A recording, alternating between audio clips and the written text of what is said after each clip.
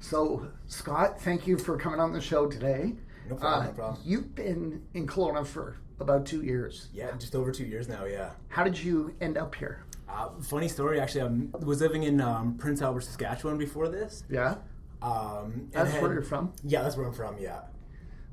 So I had actually a couple businesses there. I had a tanning salon and a little private gym. Mm-hmm. So I just decided one day, I got sick of living in Prince Albert. Mm-hmm. So I put my business up for sale, put my house up for sale, sold everything. Mm-hmm. Then with the person I was with at the time, we wanted to come to BC. And we're like, well, where the hell do we want to move to? Right. So we were looking at all different things. We were looking at Vancouver, Richmond, Victoria even. Then we decided, like, Kelowna actually came. I don't even know how Kelowna came about. I think it was through, like, a friend of a friend. They just mentioned Kelowna. And the only thing I knew about Kelowna was Kelowna Rockets. Mm-hmm. I had never been to Okanagan anywhere before. Right. So we just decided Kelowna. Wow. And we just packed our bags, sold everything, and then just moved here, yeah. So it was you and who else? And my ex. Your ex. Yeah, yeah. Okay, so yeah. She's your ex now. Yes, but you moved here together. Yes. Yeah. I've done the same. I moved to the Cayman Islands. And, and then she was my ex. Okay, nice, yeah. But, so, did you look online? Like, did you look at some pictures or apartments to rent? Yeah, we looked up pictures, looked at, like, condos to rent, but no one ordered anything to us because we were all the way in Prince Albert, like, without us looking at the place. Right. So we literally came here, no place to live, didn't really have a job lined up. I knew, like, as a trainer, I knew I could be able to work anywhere. Yeah. And she's a tattoo artist, so she'd be able to work, anywhere as well. So we had got a place lined up on the west side, like an Airbnb place for about 3 days. Right. And then keep in mind, this was this was start of July. So 2016. 2016, yeah. So, like, I had no idea, like, what the rental market was like here. That was tough. It was so fucking hard to find a place. Right. So, we just came here, had a place lined up on Airbnb for, like, 4 days. And we're like, in that time, we're just going to trust the process and hopefully we'll find a place. And luckily enough, we did, yeah. Our last day that we were staying in the Airbnb place, we found a place. Nice. Yeah. And did your ex do your tattoos? Yeah, she's probably done about, I don't know, at least half of them, I'd say, yeah. Wow. Yeah. So if you need a touch-up or something, can you still call her? Honestly, we're still best friends. We're super cool, yeah. All right, cool. So what did some of these tattoos mean? So I got a lot of different Nordic runes. So my family background, if you trace back the Viala name, it goes back to the Netherlands and the Norway. Okay. So that whole kind of Viking feel. So all these different runes. That's a symbol for protection right there on my hand. Yeah. I got a nice little Nordic wolf on my hand there. You look like a Viking warrior with your beard and your tattoos and everything. You're pretty built. So have you always been into personal training and fitness? I've been a personal trainer for just over 11 years. It'll actually be 12 years in November. Yeah, so, and shit, even before that, when I was in high school, like, I was training people then. Mm-hmm. Like, through high school, I'd do up programs for friends. I'd go to the gym with them and train them there. And then even before I was a certified trainer, I was training people when, probably shouldn't have been actually training people, Because you weren't, like, trained yourself. At the time, when I was in high school, hell no. Just kind of like trial and error. Yeah. But yeah, it would have been almost 12 years ago I got my first personal training certification. So hopefully nobody got too seriously injured. No, not back then. When you're young, the body can recover from a lot of stuff. Right. Yeah, but I guess a few people came to school the next day and said, I'm really sore. I don't think we should do that one again. Well, it was good. Like, people loved it, Yeah. I've been into, like, martial arts, like kickboxing and stuff for, since high school. And then just a lot of people, like, I did that with, they came and did my workouts and they just absolutely loved it. Yeah? Yeah. Was it something in your background, like your parents, or did you just grow up saying... Honestly, like, when I was, like, from grade, 1 to about grade 9, I was always, quite overweight. Mm-hmm. So I was never the fat kid, but I was always, chubby. Quite chubby. Yeah. Then I just kind of got sick and tired of, being overweight. Right. So, like, grade 9, I remember I had my first barbell set in my basement, my parents' basement. My brother actually had it. And I just started doing, like, the basic things. Do some bench press, do some bicep curls, maybe do some squats, things like that. But really had no idea what the hell I was doing. Right. Yeah. So, you mentioned that you've traveled all over the place and you've picked up some great methods from all kinds of people. So like my training is, I do unconventional training. So I don't do like the traditional like bodybuilding, powerlifting, things like that. I mess with like kettlebells, steel maces, and like different like body weight flows. Yeah. And what's the mace? So a steel mace, so that goes back to ancient like Hindu warriors. Mm-hmm. So they'd actually use a steel mace. They'd use it for their strength and conditioning. So they'd use a heavier mace for their strength and conditioning. But when they'd go into battle, they'd use a lighter mace. Right. So they were so used to swinging around that heavy mace that they'd use for their training. So when it actually got to the battle, they'd swing around the light mace like nothing. Yeah. Sort of like a baseball player put weights on his bat before he goes up. Exactly. Yeah. Kind of the same thing. Yeah. And so, what does the mace look like for people who don't know? It's like it's like a steel ball. So what it is, so it's like a ball at the end of like a steel stick, basically. Right. So how they used to do it, like the Hindu warriors, what they had was called a gada, and what that was a bamboo stick, and they'd fasten like a rock to the end of it, and it'd be kind of like the same setup, except for now the ones that I use are just pure steel. Right. So they're a lot more durable, so we can hit tires, and if we drop them, whatever, they're fine, Right. Yeah. So what kind of moves do you do with those, like swinging? So, there's so much. Like the main exercise I do with most of my clients is a steel mace 360. So what that is, that's swinging that metal stick with a bowling ball almost at the end of it, kind of around your head in a 360 degree motion. Wow. So what that does, like that works on like pretty much every stabilizer muscle from your hips up. Yeah. And just like the range of motion that you get. So I've worked with a lot of people that had quite limited shoulders, so they had quite hunched forward. Yeah. And just doing that, it just really loosens everything up in your shoulders, your chest and your lats. And then it also works on rotational strength, right, which is something that's really underutilized in pretty much every other type of training, honestly. Yeah. That's awesome. And then like the way that transfers over to like sport specific training it's absolutely incredible. Right? Yeah. Because you got strength, flexibility, exactly, all those things you need. What I like to think about it is like flexible steel. That's right. That's the best way to think of it, yeah. Nice. Are there different weights of this mace? So if you get someone who's a beginner. Yeah, so I have all the way down, I have a 7-pound mace, so that's the very lowest one I have. And then I have up to a 45-pound mace. Wow. Then I also have some adjustable maces from Kettlebell Kings, a company I'm associated with. They have an adjustable one, and I can get that up to about 60 pounds or so. Wow. Yeah. That's awesome. Now, do you use the top weight? I do, yes. Yourself? Yeah. So, like, not all the time, so it really depends on what I do. So if I'm doing a little bit more mobility work, and sometimes the different, like, flow patterns, I'll also mess with the lighter ones, like around 15, 20 pounds. But if I want to do my strength work, I do, 30 up to 60 pounds even. Right. Yeah. How often do you work out? So I train clients 5 days a week. So like in that capacity, I'm always doing something, always demonstrating, exercises and things like that. So like I'm always doing that throughout the day, and sometimes I have anywhere from 8 to 12 clients in a day. Wow. So that's quite a bit just in itself. Yes. But then actual workouts myself, anywhere 4 or 5 times a week. I see. Yeah. Wow. Amazing. Yeah. So, and what's a kettlebell? I know what it is, but in case some of our listeners don't know. So another thing, like they had kettlebells before they had anything else other than the steel mace, actually. So kettlebell kind of looks, like a bowling ball with a handle, pretty much. Mm-hmm. Yeah. So again, great for strength and performance. Yeah. And again, working on like that off balance strength, that stabilizing strength, and honestly, just anything you can think of, you can do with a kettlebell. Right. Yeah. Do you know much about the history? You mentioned Viking warriors and Hindu warriors, but it seems to me that weight training started with military operations.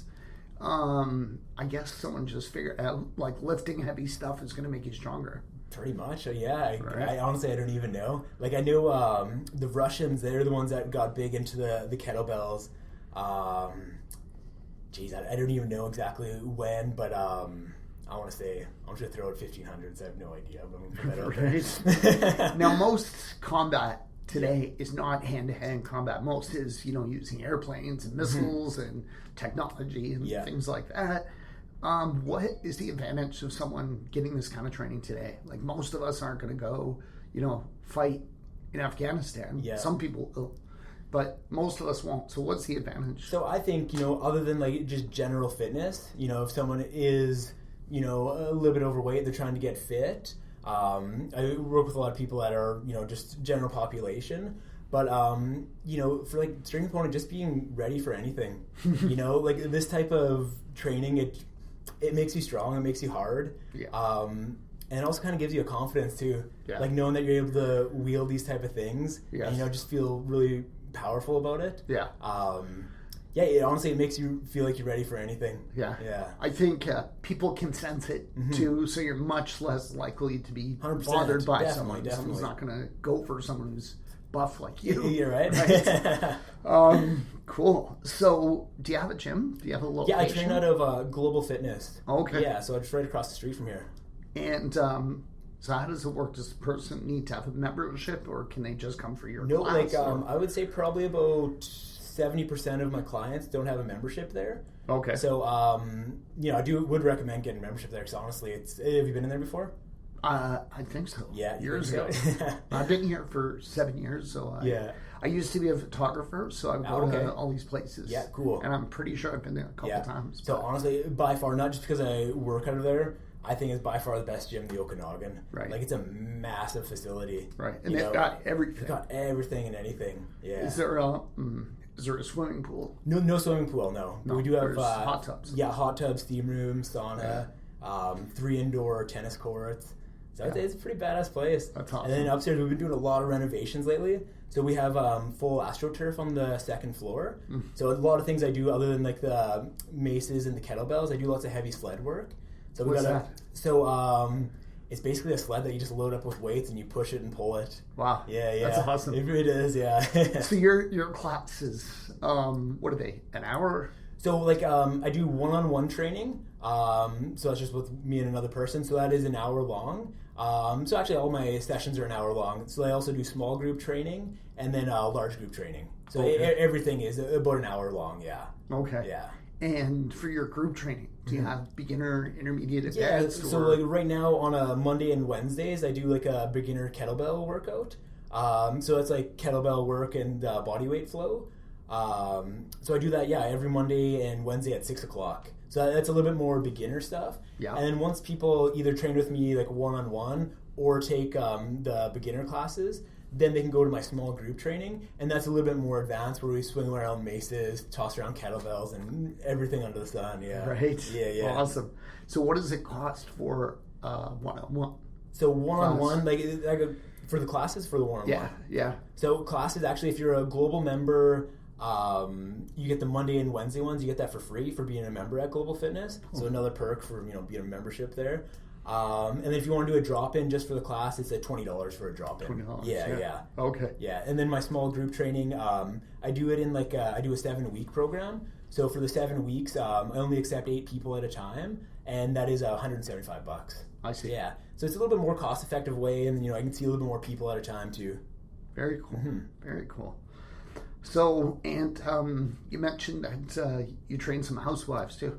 So why are housewives swinging kettlebells and maces?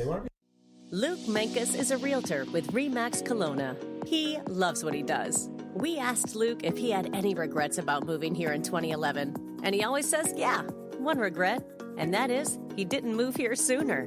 When Luke came here, he didn't know anyone. He didn't know the neighborhoods or anything or anyone besides his daughter, who was 6 years old at the time. So he knows what it's like. Now, he's an expert and has helped well over 100 single people, couples, families, and investors with their real estate needs in the Okanagan. If you're new to our beautiful city, Luke can help you get connected with great lawyers, dentists, carpenters, landscapers, swimming pool installers, you name it.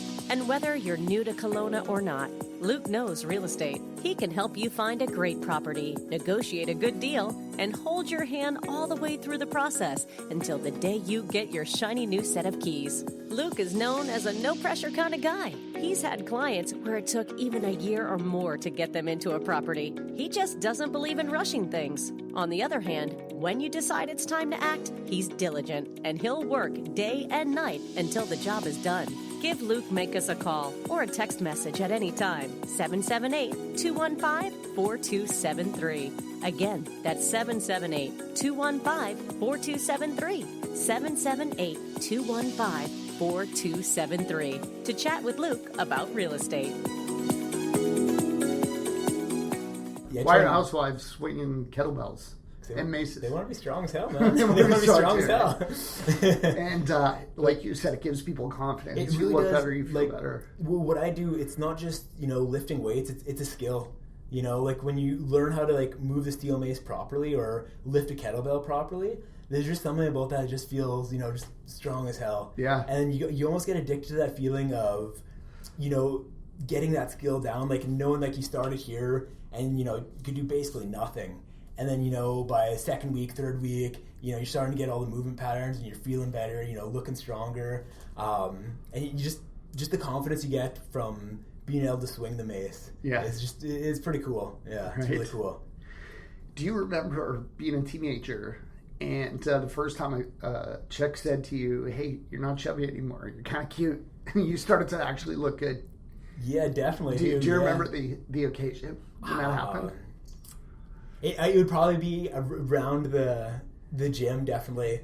Ladies are starting to take notice a little bit, But I mean, like someone who knew you before is kind of the chubby kid and was like, holy crap, like you've changed. Like not so much like then and there, but like more so if like I hadn't seen someone for like 2 or 3 years. Yeah. And it's like, shit, what the hell happened to you? I'm spending all my time in the gym, right? Eating good, lifting weights. That's awesome. Very cool. Tell us about nutrition. Yes. You've got very interesting looking smoothie. It kind of looks like mud, but it tastes delicious. Yeah. So in here, got a nice little shake. I got spinach, beets, cucumber, chia seeds, hemp hearts, vanilla protein, and a banana in there too. Yeah. Okay. So I just got a little bit of everything in there. Right. Yeah. And you just carry that all day? Yeah. Well, I just had that in my car because I knew right from here I'm just going right over to the gym. Okay. So I just wanted to have just a little extra fuel before I go train. Cool. Yeah. So is this a recipe you developed over time? Honestly, I just whatever I have. Yeah. I anything that's healthy. Pretty much. I just throw it in there and just hope for the best. What about kale? I've heard that love kale. I heard it's really hard to like swallow. It does. Yeah. So if you blend that up in a smoothie or even juice it, it's quite easy just to. Yeah. So you won't even notice it. Pretty much. Like if you got a banana in there or even coconut, that really masks the flavor of pretty any of the vegetables if it has a little bit of a stronger taste, Right. Yeah. Do you know much about it? Like what's so good about kale? Everybody says you should eat it. Yeah, just chock full of vitamins, nutrients, fiber, even high in protein for a vegetable, quite high in protein. Yeah. Right. Awesome. Mm-hmm. Very cool. So, what would you like to tell someone who is maybe a little bit insecure? They want to get in shape, but they're kind of, we have this vision of the gym that everybody from top to bottom looks like you. Yeah. The receptionist and everyone in there and everyone working out in there looks like you. And if I'm a little bit overweight, I'm going to walk in and everybody's just going to drop their weights and like, what the hell are you doing in here? I know it's not true, but I think a lot of people kind of have that perception. 100%. Even when I first went into the gym, when I was 15, 16, whatever it was, I was nervous as hell to walk through those doors. Right. And then the first gym that I trained out of, it was like a hardcore like bodybuilding powerlifting gym. Yeah. And I remember going in there and there's all these, jacked up, juiced up guys, and I was just looking around. I was like, "Holy shit! What did I get myself into?" Right. So, anyways, back to your question. People when they come in, like, it really is a judgment-free zone. More often than not, like people aren't going to like look at you and laugh at you, like, "Oh, look at this person who's overweight." Like more often people are going to come up and like if they see someone working hard, like, "Oh, it's amazing what you're doing. You're working hard. Keep at it. And you're going to be able to get to your goals." Yeah. And then also for my training, like really like the unconventional training I do, it's for everyone. Mm-hmm. It's not just for athletes, not just people that are already in like really great shape. Mm-hmm. Like you can be 100 pounds overweight. Just whatever. You can first day in the gym. Like obviously not everyone's going to be doing the intense training that I do myself and a lot of my more advanced clients do. But, there's a starting point for every single person out there, no matter, anything, Me, like I've been a trainer for 11 years and I've trained everyone and anyone under the sun, you know. All types. Everything. I've done everything, yeah. Besides yourself, do you have a cool story or two about someone that you saw a pretty amazing transformation over time? Yeah, honestly, I've had so many clients that have just changed dramatically. Like one that just pops in mind, I've been training my one client, Marshall, for about 7 months or so. Yeah. And if you've seen like a picture of him before and now, you wouldn't even recognize him. Like, it is ridiculous. So he trains with me 4 days a week. And he's dropped at least 35 pounds of fat, but he's put on anywhere from like 5-10 pounds of muscle, you know, just in this short period of time. Wow. You know, it's been about 7 months, maybe just a little bit longer. But, you know, his commitment and his commitment to nutrition too is just phenomenal. That's nice. And like, if you see him like doing like the 360s with steel mace or kettlebell snatches, it's fucking ridiculous, honestly. Beautiful. Like, he can swing, or he can the kettlebell snatch, a 71-pound kettlebell for 10 reps. Yeah. So that's something like, even like 4 months ago, there would be like no way on earth you would even consider doing that. Right. You know, so his journey in such a short period of time is pretty phenomenal, actually. Yeah. Amazing. Yeah. That's awesome. Must be very gratifying for you to be able to help someone and see them progress, you know, like that. For people to tell me like that I've helped, you know, impact their life and change their life for the better, that's the best feeling ever. You know, awesome. you can't beat that. Yeah. You know, like, training at the end of the day, you know, it's not about the money. It's not about, you know, coming to be on podcast or anything like that. Yeah. You know, it's about, you know, those people that are putting in that hard work and, you know, just seeing them, you know, from the start to get to their goals and then, you know, fucking smash those goals and be on to the next thing. Yeah. You know, like, again, it's super cool. Another client of mine, Gary, I've been with him for just over 2 years. In his transformation too, he's lost so much weight, put on a lot of muscle, and he'll be 63 years old this year. Wow. And he's just smashing through things. He does stuff a lot of like 25-year-old guys can't do. Amazing. You know, like just last week we were pushing back to the sleds. He was pushing a 650-pound sled.